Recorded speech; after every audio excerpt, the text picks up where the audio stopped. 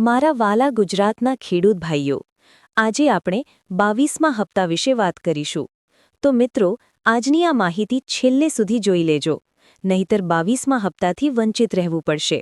એટલે કે 22મો હપ્તો તમને ના પણ મળે, તો આ વિડીયોને છેલ્લે સુધી જોઈ લેજો. તો મિત્રો, વિડીયોની શરૂઆત કરીએ તો પીએમ કિસાન સન્માન નિધિ યોજના સાથે જોડાયેલા લાખો ખેડૂતો માટે મોટા રાહતના સમાચાર આવ્યા છે. સરકારે 22મા હપ્તાની તારીખ જાહેર કરી છે, જેની ખેડૂતો લાંબા સમયથી રાહ જોઈ રહ્યા હતા. કેન્દ્ર સરકારે સ્પષ્ટતા કરી છે કે 2000 રૂપિયાનો 22મો હપ્તો 13 માર્ચ 2026ના રોજ લાભાર્થીઓના બેંક ખાતામાં ટ્રાન્સફર કરવામાં આવશે. પીએમ કિસાન 22મા હપ્તાની અપડેટ. પીએમ કિસાન યોજનાના સત્તાવાર એકાઉન્ટ પર હપ્તાની તારીખ અંગે એક પોસ્ટ પ્રકાશિત કરવામાં આવી છે. ઘણા દિવસોથી એવી અટકળો ચાલી રહી હતી કે ફેબ્રુઆરીમાં હપ્તો જારી કરવામાં આવી શકે છે. પરંતુ આ વખતે સરકારે સમયપત્રક ક પછી હપ્તો જારી કરવાનો નિર્ણય લીધો છે. હોળીની આસપાસ જે હપ્તો જારી થવાનો હતો તે થોડા કારણોસર થોડો વિલંબ થયો હતો, પરંતુ હવે સમગ્ર ટ્રાન્સફર પ્રક્રિયાને અંતિમ સ્વરૂપ આપવામાં આવ્યું છે. તો મિત્રો, આગળ વાત કરીએ તો 13 માર્ચના રોજ ખેડૂતોને ખાતામાં પૈસા પહોંચશે.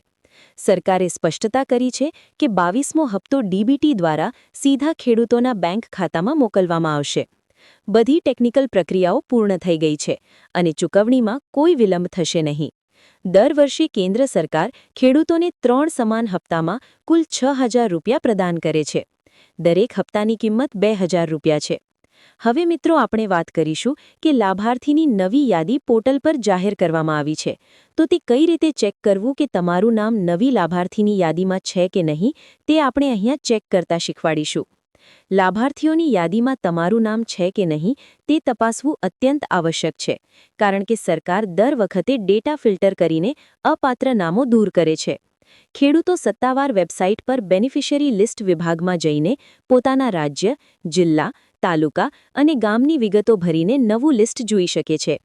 જો આ યાદીમાં નામ ન દેખાય તો ખેડૂતોએ તાત્કાલિક પોતાની લેન્ડ સીડિંગ એટલે કે જમીનની વિગતો અને અન્ય દસ્તાવેજોની ચકાસણી કરાવવી જોઈએ. ઘણી વખત જમીનના રેકોર્ડમાં વિસંગતતા હોવાને કારણે પણ ખેડૂતોને યોજનાના લાભથી વંચિત રહેવું પડે છે. આશા છે કે મિત્રો, તમને આ વિડીયો પસંદ આવ્યો હશે